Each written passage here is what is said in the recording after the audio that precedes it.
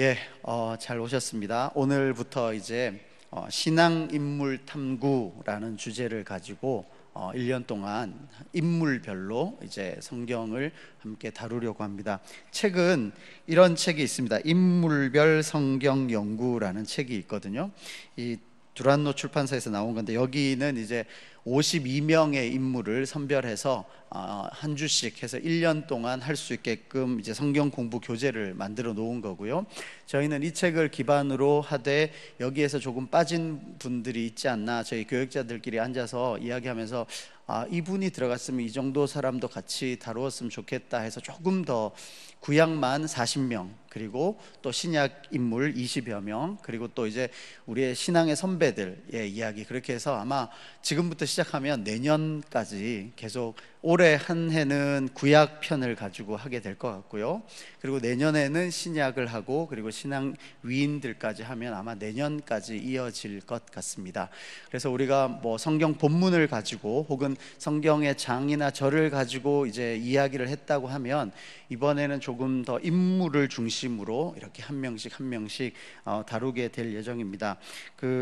이제 주보에 보면은 아마 이렇게 신앙인물 탐구 1 해가지고 이제 여러 사람 이름이 막 나와 있거든요. 여호수아, 노아, 요나, 뭐 에스더, 느헤미야, 이렇게 뭐 보아스, 요아스, 이런 사람들을 한 주씩 한 주씩 하게 될 거고요. 그래서 이제 기대하시면서 또 함께 기도하시면서 우리 인물별로 성경을 읽을 때는 어떻게 또 색다른 관점이나 혹은 또 다른 은혜를 주실까 기대하시면 좋겠습니다. 오늘은 이제 아담을 이제 시작을 하려고 하는데요. 다음 주는 하와입니다. 하와. 그래서 이번 주는 우리가 그 한 명 아담을 집중하기보다는 아담 전체, 그러니까 인간 혹은 창조, 이 이야기를 좀 더 집중적으로 하게 될 것 같고, 다음 주에는 이제 그 한 명의 남자와 여자, 그래서 뭐 남녀의 관계라든가 그런 것들을 조금 더 자세하게 다룰 것 같습니다. 그래서 오늘은 창세기 1장에서부터 2장 초반에 있어서, 그리고 창조 이제 처음 시작 어떤 일들이 있었는가에 대한 이야기를 조금 나눠볼까 합니다. 받으신 교환에 제가 처음부터 이제 좀 도발적으로 적어놨습니다. 창조론과 진화론. 이거는 뭐 끝없는 싸움인 것 같아요. 피 튀기는 싸움인 것 같고, 제가 기억하기에 저 대학교 1학년 처음 이제 역사학과, 제가 사학과 나왔는데요, 역사학을 배우는 첫 과목에 하필 첫 시간표상 첫 시간에 교수님이 첫 숙제를 내주신 게 뭐냐면, 창조론과 진화론 중에 아무거나 하나를 선택해서 그것을 논리적으로 한번 설명해 봐라. 그래가지고 뭐 역사학과를 들어왔는데 갑자기 창조론, 진화론이 첫 숙제가 웬 말인가 싶었거든요. 그리고 이제 그때만 해도 이렇게 컴퓨터로 이렇게 치던 때가 아니고 손으로 막 쓸 때였습니다.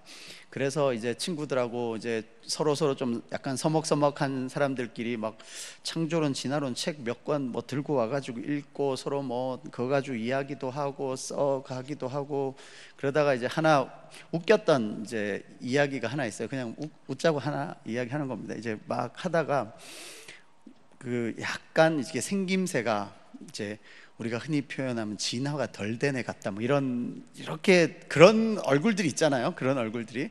그래서 이제 친구랑 둘이서 이렇게 숙제를 막 하고 있는데, 저는 이제 창조론을 가지고 막 쓰고 있고, 제 친구는 이제 진화론을 가지고 막 쓰고 있다가, 이제 약간 그렇게 생긴 얼굴에 아마 형이었겠죠. 이렇게 도서관에서 이렇게 지나갔습니다. 그 친구가 막 쓰다가 갑자기 그 사람 얼굴 딱 보더니만 갑자기 펜을 막 던지면서, 저렇게 생긴 사람이 아직도 살아있는데 어떻게 진화론이야? 그러면서 난 창조론을 믿을래, 이렇게 이야기하더라고요. 창조론하고 진화론을 가지고 이제 이야기를 할 때 하나 조금 안타까운 혹은 잘못된 그 프레임이 하나 있는 것 같아요. 뭐냐면, 창조론은 신앙적인 이야기고, 이제 진화론은 과학적이다 혹은 이성적이다 라고 말하면서, 이제 창조론을 믿는 사람은 좀 약간 비이성적이고 아니면 신앙이 강한 사람으로 이야기하고, 그다음 진화론을 가지고 이제 이야기하는 사람은 좀 더 과학적이고 이성적이고 논리적인 것처럼 이야기를 하는 그 프레임이 있어요. 그래서 일단 그거 자체가 말이 되지 않는다라는 것부터 먼저 시작을 하고자 합니다. 이제 뒤에가 창조론, 진화론 해서 론이잖아요. 이제 학문적으로 이야기하면 가설이거든요. 아직까지 둘 다. 그리고 어떤 가설을 가지고 있으면 그걸 가지고 실험을 해서 증명을 하면 법칙이 되는 거고요. 그래서 하나의 법칙과 또 하나의 법칙들이 서로 맞물려서 이렇게 되면 하나의 이론이 된다고 알고 있습니다.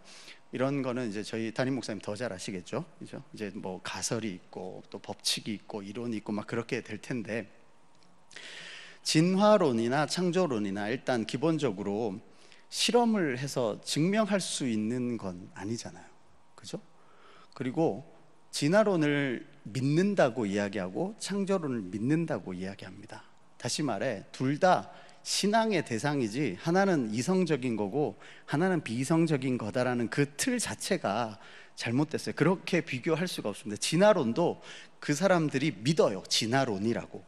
그리고 우리도 창조론을 믿는 겁니다. 둘 다 믿음, 신앙의 대상이지 하나는 이론적으로 증명할 수 있어서 이건 과학책에 들어갈 만하고 하나는 이건 이론적으로 증명할 수 없으니까 비과학적이다라고 말하는 것 자체가 이제 모순돼요. 그러니까 성립하지 않는다는 거죠.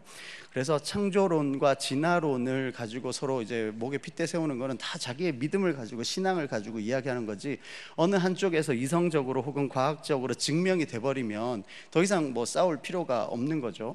근데 이제 그럴 수 없는 두 대상입니다. 그래서 뭐 연세 드셔서 창조론, 진화론 가지고 누구랑 뭐 싸울 일은 별로 없으시겠지만, 뭐 진화론 자체가 더 과학적이고 더 이성적이다 라고 말하는 것 자체가 말이 안 된다는 것 정도는 알고 계시고, 또 창조론을 믿는다는 이유로 우리가 비이성적이다, 절대 그런 거 아닙니다. 둘 다 그냥 신앙의 대상에 같은 이 레벨에 있는 거라고 생각하시면 좋을 것 같습니다. 그리고 이제 창세기 1장을 보면서 1장에서 2장을 가지고 이제 여러 가지 이제 논쟁들이 있잖아요. 이제 창조론이 있고 뭐 이제 유신적 진화론이 있고 뭐 무신론적 진화론이 있고 뭐 진화론이 있고 또 뭐 6,000년이냐 아니면 뭐 100억 년이 넘냐, 빅뱅이냐, 뭐 또 이때 하루가 24시간이었느냐 아니냐, 뭐 온갖 이야기들이 있습니다. 그래서 저도 이제 그 온갖 이야기들을 막 듣고 있다가 어느 날 갑자기 이런 생각이 들더라고요. 여기에도 써놨는데, 우리가 지금 창세기 1장, 2장을 통해서 정말 알아야 할 내용, 혹은 하나님이 우리에게 정말 알려주고자 하시는 내용이 하나님이 만드신 세상을 이야기하시는 걸까? 혹은 반대로 세상을 만드신 하나님을 우리에게 알려주려고 하시는 걸까? 이 생각이 들더라고요. 뭐 말장난같이 보일 수도 있지만 너무 달라요. 무슨 뜻이냐면, 하나님이 만드신 세상이 어떤 거냐, 다시 말해 세상이 어떻게 창조되었고 세상의 첫째 날은 어떻고 둘째 날은 어떻고, 이거를 우리에게 알려주시기 위해서 창세기 1장을 쓰셨는가? 아니면 첫째 날을 만드신 하나님, 둘째 날을 만드신 하나님, 세상을 창조하신 하나님, 하나님을 우리에게 알려주려고 이 창세기 1장, 2장을 쓰셨을까? 뭐 이런 예를 제가 좀 자주 듭니다. 우리 핸드폰 거의 다 갖고 계시죠? 그 요즘은 사용 설명서가 나오나요? 요즘 핸드폰 사시면 사용 설명서가 있어요? 없죠. 이제는 인터넷 알아서 이제 연결하라고 그러고, 그리고 이제 그 전에 이제 몇 해 전까지만 해도 사용 설명서라는 게 있었습니다. 사용 설명서를 열심히 읽으면 핸드폰을 만들 수 있을까요? 제조 설명서입니까? 사용 설명서입니까? 사용 설명서죠. 자, 그럼 이제 굳이 이걸 비교하자면 창세기 1장을 열심히 연구하면 제조 설명서일까요? 사용 설명서일까요? 창세기 1장을 막 연구하면 세상이 어떻게 만들어졌는지 그거를 알 수 있을까요? 핸드폰 사용 설명서 아무리 쳐다봐도 그거가 어떻게 만들어졌는지는 모르거든요. 그리고 우리한테 그 제조사가 굳이 그걸 알려줄 필요는 없잖아요. 그렇죠? 예전에 또 이런 기억이 납니다. 이제 리모컨이라는 게 처음 나왔을 때 TV 이렇게 막 돌렸잖아요. 저 어릴 때 막 돌리고, 이제 제가 막내였다 보니까 집에서 제가 리모컨이죠. 돌려라 그럼 가가지고 돌리고 뭐 이렇게 그렇게 하다가 이제 좀 지나서 리모컨이라는 게 나왔어요. 리모컨. 그래가지고 그때 제 기억에 그 조용필 그 사람이 나와가지고 이렇게 리모컨을 이렇게 딱 누르면 빛이 이렇게 쭉 나가가지고 이렇게 TV 바뀌는 선전이 있었거든요. 그래가지고 이렇게 누르면 빛이 나온다고 막 그래가지고 형이랑 누나랑 싸우면서 리모컨으로 막 얼굴에 쏴요. 그러면 또 맞는 사람이 막 자기한테 쏜다고 막 화를 내요. 지금 생각해보면 참 웃긴 일인데 그때는 거기에서 뭐가 나오는 줄 알았거든요. 그렇죠? 지금 우리 핸드폰 다 막 갖고 계시면 전파가 막 어마어마하게 지금 막 왔다 갔다 할 텐데 그거 우리 다 모르고 쓰고 있잖아요. 그러니까 제조 설명을 우리가 굳이 알 필요 없고 사용만 하면 되는 거거든요. 그러니까 창세기 1장을 우리에게 알려주실 때 이 세상이 어떻게 만들어졌는지 너네 지구과학 열심히 공부해라 이런 의미로 알려주셨겠습니까? 아니면 이 세상이 어떻게 만들어졌는지, 다시 말해 이 세상을 만든 하나님, 창조주 하나님을 알라고 우리에게 전해주셨을까요? 우리는 하나님이 만든 세상에, 다시 말해 창세기 1장을 통해서 하나님이 세상을 어떻게 만드셨는가 이 세상에 집중하다 보면 이게 창조론인지 진화론인지 뭐 몇 시간인지 몇 년인지 막 여기에 매몰되거든요. 그러다가 정말 이 세상을 만드신 하나님에 관한 이야기는 창세기 1장 2장에서 쑥 빠지는 것 같은 거죠. 창세기 1장을 한번 보시면 이제 뭐 펜이 있거나 뭐 형광펜이 있거나 있으신 분은 한번 그거 보세요. 저는 이제 이렇게 예전부터 이렇게 돼 있는데 한번 보시면 하나님이라는 글자에 제가 펜을 이렇게 칠해 놓은 거거든요. 창세기 1장에 제일 많이 나오는 단어는 하나님입니다. 하나님. 한번 이렇게 눈으로 한번 훑어보시면서라도 하나님이 도대체 얼마나 많이 나오나 한번 보십시오.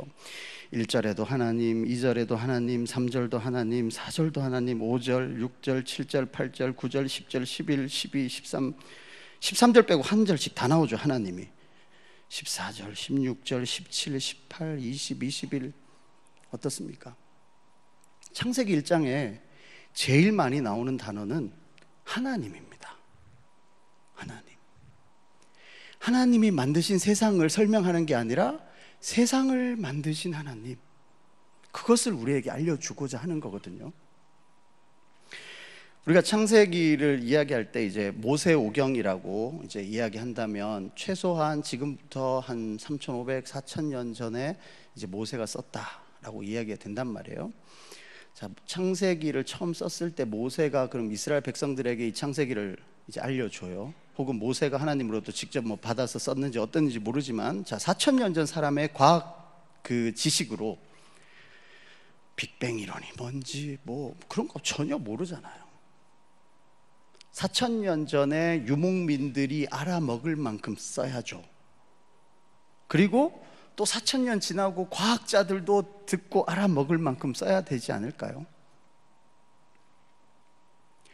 창세기 1장을 그래서 과학적 지식을 가지고 막 재단하다 보면 또 100년 지나고 200년 지나고 그럼 과학 이론이 또 바뀌면 또 해석이 바뀌고 막 그렇게 되지 않겠습니까? 그래서 하나님이 만든 세상이라는 그 주제, 그 프레임을 빼고 그러면 세상을 만든 하나님, 창세기 1장을 통해서 하나님은 우리에게 뭘 알려주고 싶으실까라고 이제 프레임 이제 바꿔서 다시 창세기를 읽기 시작했거든요. 그러니까 아까 말했듯이 제일 많이 나오는 게 하나님이더라고요. 하나님. 그리고 정말 중요한 그 목적이 있다면 뭐 이집트에서 나왔던 그 사람들이나 이제 우리가 흔히 말하는 고대 근동 지역에 살았던 사람들, 그 사람들 머릿속에 있는 우주관 혹은 창조 세계에 관한 그 이론들 혹은 뭐 떠돌아다니는 설화들 뭐 여러 가지 이야기들이 있지 않겠습니까?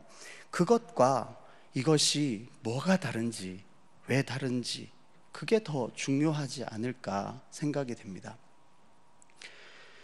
창세기 1장에 나오는 딱 한 분 주인공, 하나님이시잖아요. 그래서 제가 3번에 1 이렇게 써놨습니다. 홀로 한 분이신 창조주. 고대 근동 뭐 신화나 여러 나라에 있는 온갖 신화들을 보십시오. 그 신화들은 이제 신이 갑자기 생겨 있어요. 신이 있긴 했는데 한 명 있을 때가 많습니까? 여러 명이 있습니까? 여러 명이 있어요. 여러 명의 신이 있는데 그 중에서 싸우고 뭐 막 이렇게 해가지고 한 신이 이렇게 우뚝 솟아오고 그 다음 신들의 서열이 막 정리가 되고 그래가지고 이렇게 있는 거, 아니면 뭐 하늘의 신과 대지의 신이 만나가지고 그래가지고 둘이 결합을 해서 뭐를 낳고 뭐를 낳아가지고 막 이렇게 되거든요. 다시 말해 주인공이 되게 많아요. 온갖 신화들에서, 혹은 창조 설화라고 표현할 수도 있겠고요. 그런데 창세기 1장은 하나님 혼자 나오세요. 이 세상은 나 혼자 만들었다, 다른 어떤 게 있는 게 아니라 나 혼자 창조주다 라고 선언하고 계시는 거예요. 수만 가지 온갖 설화들에서는 뭐가 있고 뭐가 있고 뭐가 있고, 그래서 온갖 복잡한 계보가 있고 막, 그런데 창세기 1장은 그냥 딱 선언하시잖아요. 태초에 하나님이 천지를 창조하시니라. 끝. 다른 설명이 없어요. 이 천지는, 너네들이 살고 있는 이 세상은 내가 혼자 만들었다. 이 선언 하나로 그 다른 온갖 잡다한 신화들의 그 세계관이 완전히 무너지는 거죠. 하나님 혼자 한 분이시다. 그리고 나머지 모든 건 뭐냐 하면 피조물이라는 거죠. 해를 섬기고 달을 섬기고 별을 섬기고 막 그러고 있는데, 여기는 그냥 광명체가 있고, 아니면 하나님이 빛이 있으라고 했다. 빛도 피조물인 거예요. 해와 달과 별도 피조물이에요. 산과 바다와 피조물이에요. 동물, 식물 다 피조물이에요. 그거를 섬기는 여러 온갖 신화들이 있는데 창세기에서는 이야기합니다. 창조주는 오직 한 분이시고 나머지 모든 거는 피조물에 불과하다. 어마어마한 선언이죠. 해를 보고 섬기고 달을 보고 섬기고 별을 보고 섬겨왔는데 저게 다 피조물이라는 겁니다.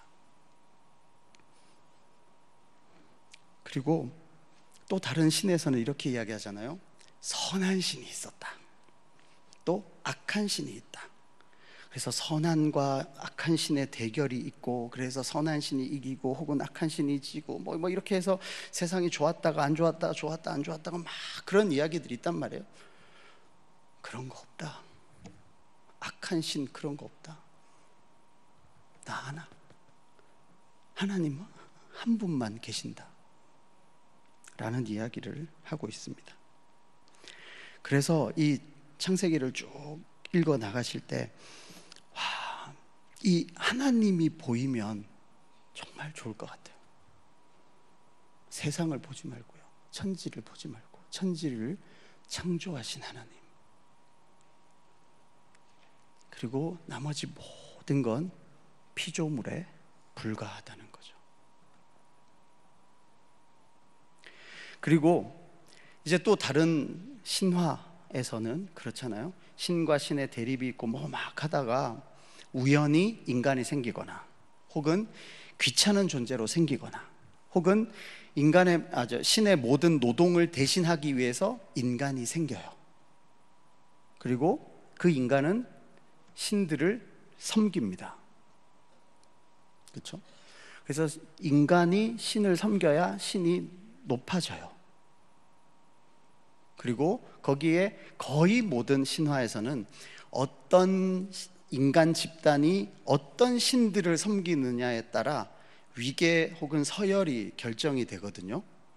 그리고 어떤 성소, 거룩한 곳이 이제 누구누구 신이 다스리는 곳, 혹은 누구누구 신을 섬기는 지역, 혹은 섬기는 신전, 그래서 급이 달라져요.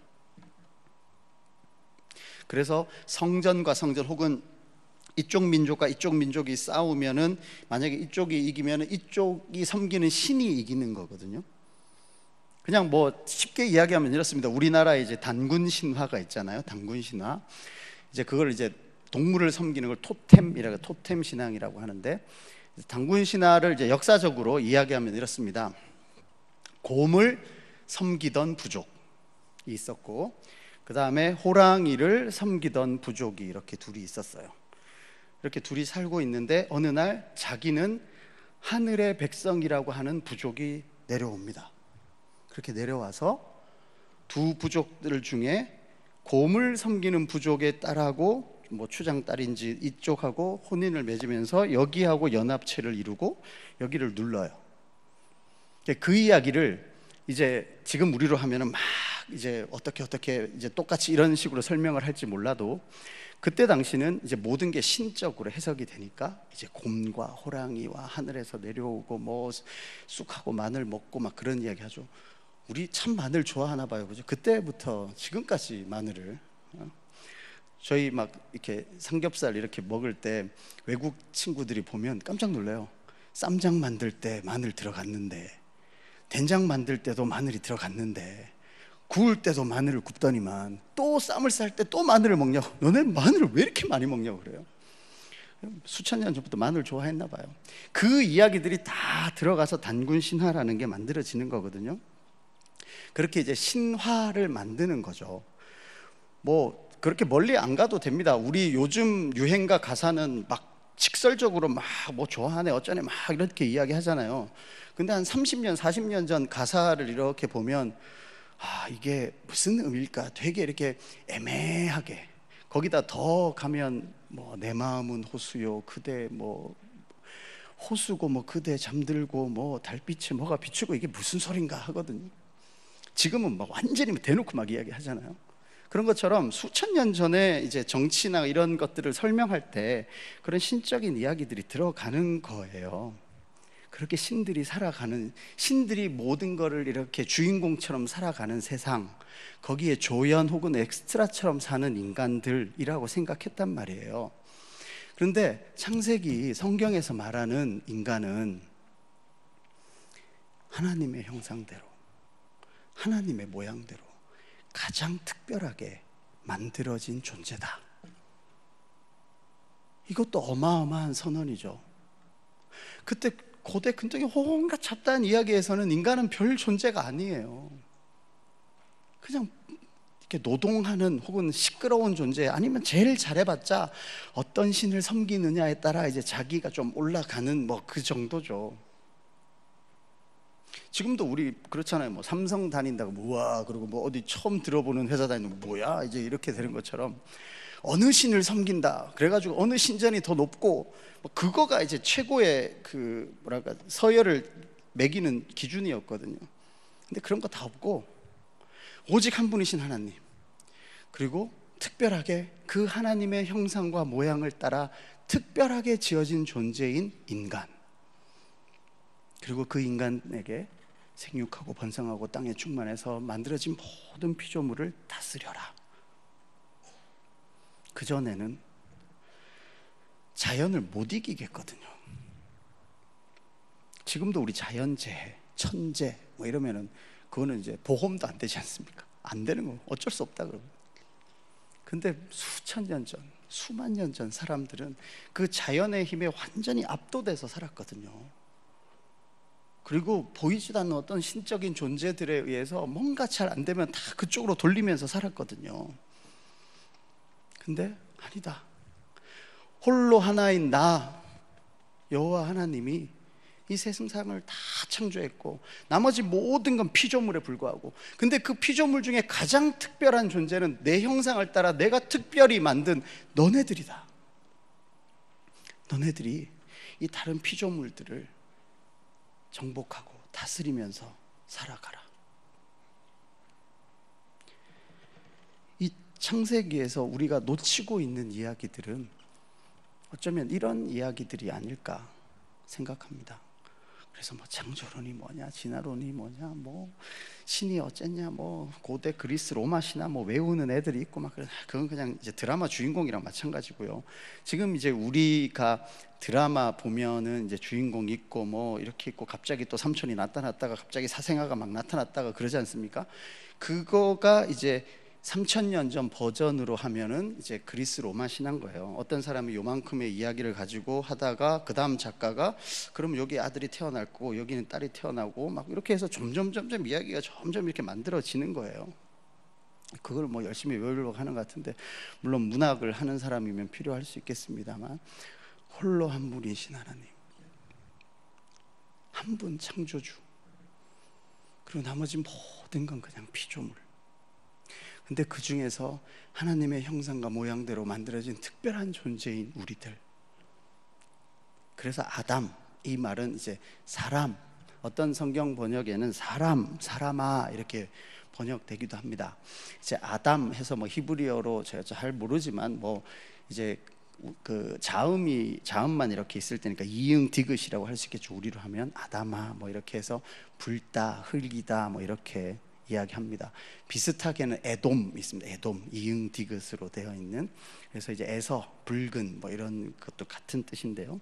그러니까 흙에서 만들어진 존재, 붉은 데서 만들어진 존재. 그래서 우리가 그냥 말하듯이 어떤 고유 명사로 이 사람의 이름 아담 이럴 수도 있지만, 그냥 아담 했을 때 사람이라고, 창세기 처음에 나오는 건 그냥 사람, 우리 전체의 인류를 대표하는 사람으로 이해하시면 되겠습니다.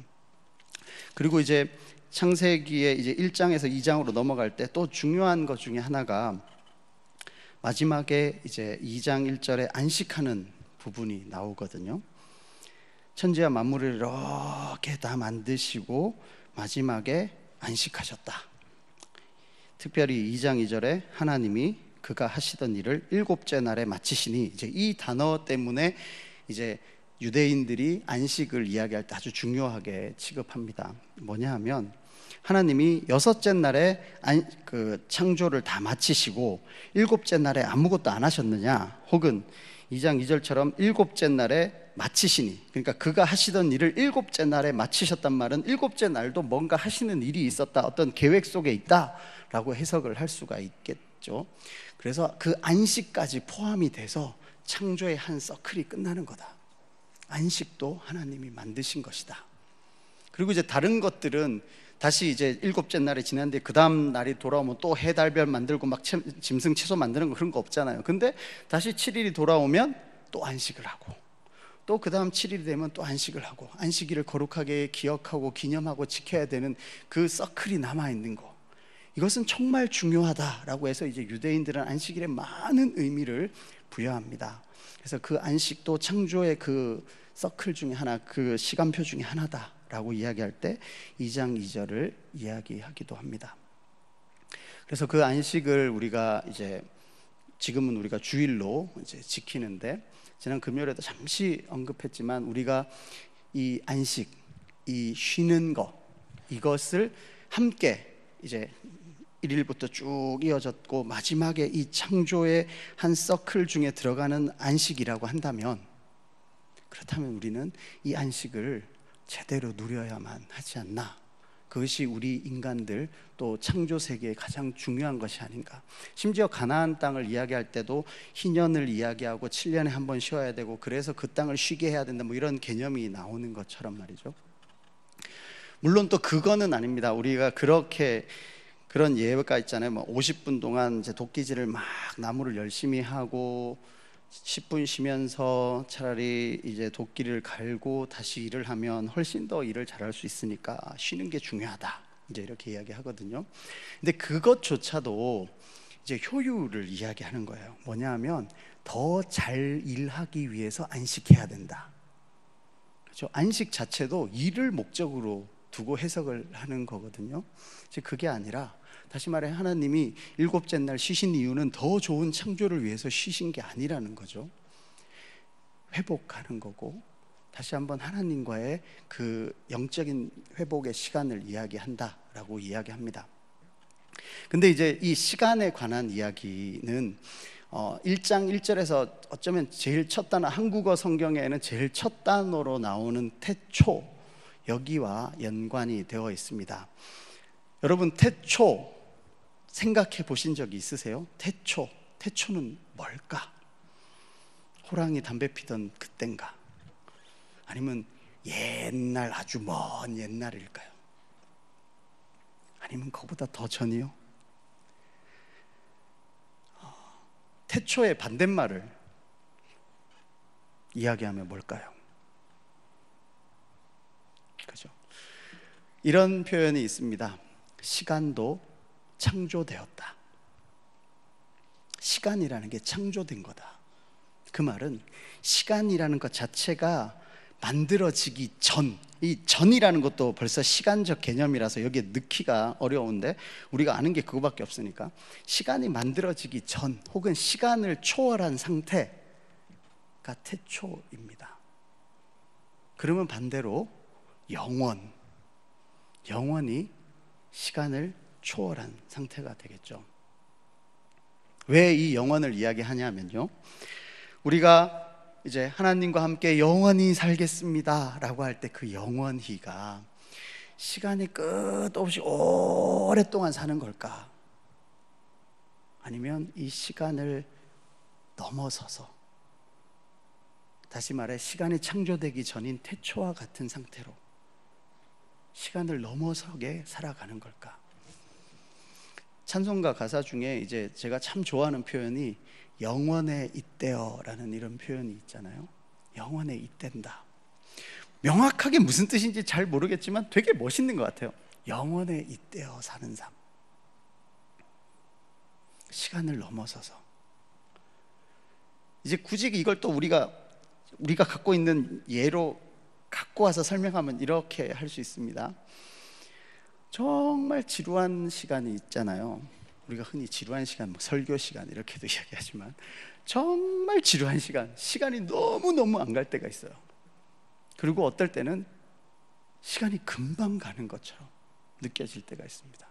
이제 아인슈타인 이런 사람 예쁜 아가씨와 이렇게 있는 어떤 시간이 금방 가는 것 같고, 시간이 마치 우리가 어떻게 표현하죠? 시간이 마치 멈춘 것 같다. 이런 표현을 하지 않습니까? 마치 시간이 멈춘 것 같다. 혹은 이제 찬송가에 있는 그런 표현으로 정말 또 좋아하는 표현이 이것입니다. 세상과 나는 간 곳 없고 구속한 주만 보이도다. 세상과 나는 간 곳 없고 지금 여기가 어딘지 모르겠고 꿈인지 생신지 모르겠고 정말 뭔가 마치 시간이 멈춘 듯한 그 어떤 순간, 그래서 오직 하나님과 나만이 있는 것 같은, 혹은 십자가만 보이는 그 순간, 그것이 마치 어쩌면 영원에 잇대어 있는 순간이 아닌가. 태초, 시간도 있기 전, 그때 홀로 한 분이셨던 하나님이 천지를 창조하시는 거죠. 빛이 있으라. 그리고 나서 이제 우리가 2절에 나오는 것처럼 하나님의 영은 수면 위에 운행하시는 거죠. 이 1장 2절의 표현도 너무 시적이고 이렇게 감동적이에요. 뭐냐 하면 땅이 혼돈하고 공허하며 흑암이 깊음 위에 있고 하나님의 영은 수면 위에 운행하시니라.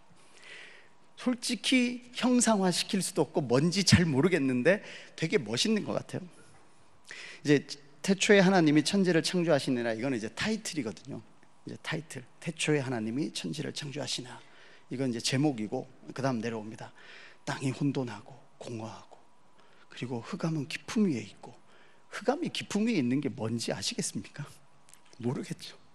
흑암이 깊음 위에 있고 그리고 하나님의 영은 수면 위에 운행하고 계신다. 뭔지는 정말 잘 모르겠지만 뭔가 무한한 혼돈과 공허, 하지만 또한 무한한 가능성이 있는 그 어떤 때, 그러면서 하나님의 신은 수면 위에 운행하고 계시는 거죠. 비슷한 게 이제 천자문에 나옵니다. 처음에 천지현황, 우주홍황 이래가지고 천지는 현황하고, 그래서 거물현이 이제 검다는 뜻도 있지만 이렇게 설명할 수 없는 그 어떠한 것을 이야기할 때 그렇게 이야기하거든요. 천지가 현황하고 우주는 홍황하다, 이렇게 천자문이 4글자씩 이렇게 시잖아요. 우주가 거칠고 넓다 이렇게 되어 있는 거거든요. 그 지부, 집주자도 하나는 시간적인 의미고 하나는 공간적인 의미거든요. 시간과 공간의 그 모든 것들이 뭔가 애매하고 모호하고 모든 가능성에 쌓여있는 그때에 천자문에는 나오지 않지만 창세기에는 홀로 한 분이신 하나님이 선포하시죠. 빛이 있으라. 도대체 그 순간이 어떤지 상상조차 할 수 없지만 그 혼돈하고 공허하고 흑암이 깊음 위에 있는 그 상태를 깨는 한마디죠. 빛이 있으라. 그리고 빛이 있는 거죠. 그리고 빛이 있으니까 어둠이 있는 거고, 빛과 어둠을 나누시고, 빛을 낮이라 부르시고 어둠을 밤이라 부르시고, 그래서 저녁이 되고 아침이 되니 이는 첫째 날이다. 한번 시간이 있으시면 이렇게 창세기를 천천히 읽으시면서 한번 마음껏 상상해 보세요. 도대체 어떤 말씀일까? 그리고 우리의 포커스를 그 만들어진 세상에 두지 마시고 그때 홀로 계시는 한 분, 하나님, 천지를 창조하시는 하나님, 빛을 선포하심으로 만들어내실 수 있는 그 하나님, 도대체 이 창조주 하나님은 얼마나 위대하신 분인가? 그래서 마지막에 이렇게 제가 적어놨습니다. 창조주를 기억해라. 우리가 이제 욥기를 계속 보고 있지 않습니까? 욥기 이제 38장 2절 3절 그리고 42장 5절에 이렇게 적어놨는데요. 욥은 온갖 질문들이 다 있었잖아요. 내가 고난 받을 만큼 죄진 거 아닌데 왜 이렇게 저에게 고난을 주십니까? 라고 계속 질문하고, 하나님 뭔가 착오가 있으신 거 아닙니까? 하나님 제 이야기 듣고 계시긴 한 겁니까? 막 투덜대고 있을 때 이제 하나님이 나타나셔서 이렇게 말하죠. 너는 대장부처럼 허리를 묶고, 그래 내가 너한테 물어볼 테니까 대답 한번 해봐라. 그리고 첫 시작이, 너 땅에 기초 놓을 때 너 어디 있었어? 다시 말해 창세기 1장 이거 하고 있을 때 너 어디 있었어? 그러면서 천지 창조에 관한 이야기가 계속 나오는 거죠. 뭐 구름이 어떻고 우박이 어떻고 악어가 어떻고 막 그런 이야기를 합니다. 하나도 모르겠어요. 그리고 욥의 질문에 전혀 대답이 안 돼요. 근데 욥이 나중에 뭐라고 대답하냐면, 내가 주께 대하여 귀로 듣기만 하였사오나 이제는 눈으로 주를 배움나이다. 천지를 창조하신 창조주 하나님을 욥이 보고 자기의 모든 문제가, 자기의 모든 질문이 답을 얻고 해결을 받았단 말이에요. 창조주 하나님을 만나고 나서. 사실 신약을 사는 우리들은 이제 그리스도의 십자가 이야기를 이제 많이 하다 보니까 이제 창세기 이쪽은 골도 아프고 뭐 굳이 증명도 안 되고 이렇게 조금 멀리 이렇게 두는 경우들이 있는 것 같습니다. 근데 예수 그리스도의 십자가를 통해서 결국 바라보자고 하는 거는 하나님이에요. 예수 그리스도가 우리를 결국은 누구에게 인도하시고자 하냐면 하나님에게 인도하시는 겁니다. 그 하나님이 성경 처음에 어떻게 등장하고 계시냐, 혹은 성경 처음부터 하나님은 우리에게 어떤 분이라고 알려주시냐 하면, 이 천지를 창조하신 분, 특별히 인간은 더욱더 본인의 형상과 모양대로 특별하게 지으신 분, 그리고 너희와 나는 그렇게 특별한 관계다 라고 설명해 주시는 분, 그 창조주를 만나는 거죠. 전도서에도 거의 결론에 가까울 때 이렇게 하지 않습니까? 너는 청년의 때에 너의 창조주를 기억하라. 우리는 창조주 하나님을 어쩌면 조금 기억 혹은 생각을 등한시하고 있지 않나 라는 생각이 듭니다. 그 질문 많고 해결받지 못했던 욥이 이제 눈으로 주를 배움나이다. 창조주 하나님을 보는 거죠. 그리고 모든 것들을 다 해결받은 거죠. 실질적으로 바뀐 건 하나도 없었거든요. 근데 이제 저는 눈으로 주를 배움나이다. 창조주 하나님을 보고 그 모든 문제를 해결받았습니다. 우리 이제 여러 가지 눈앞에 있는 문제들 많고, 우리를 힘들게 하는 것들 많고, 또 기도 제목도 많고, 그런데 이 시간 우리 창조주 하나님을 묵상하고 또 기도했으면 좋겠습니다. 과연 이 태초에 이 세상을, 이 천지를 만드신 하나님, 홀로 한 분이신 하나님, 나머지 모든 것들을 만드신 분, 나머지 모든 것들은 피조물에 불과한, 그리고 그 중에서 우리를 가장 특별하게 형상과 모양대로 만들어주신 분, 우리 그분 앞에 오늘 이 시간 한번 하나님 앞에 섰으면 좋겠습니다. 이 시간 우리 들었던 말씀 기억하면서 또 한번 묵상해 보시면서 그 첫날 첫 시간 창조주 하나님 이 시간 함께 묵상하고 기도했으면 좋겠습니다. 기도하겠습니다.